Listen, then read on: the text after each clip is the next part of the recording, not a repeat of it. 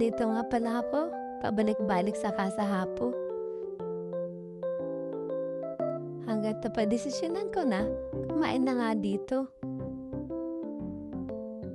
Tingnan ko muna kung anong mga afford sa bulsa ko.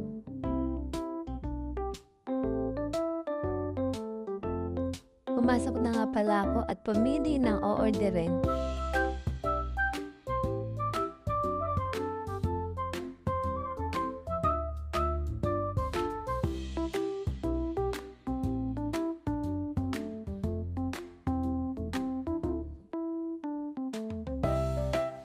Minarkahan ko nga pala yung napili ko.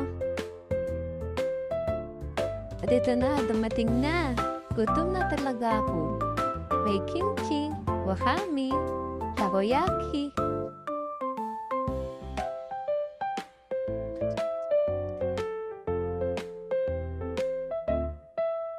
Sushi.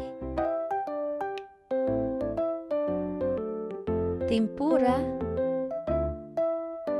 At soup. Sobrang lamig kasi na yun dito.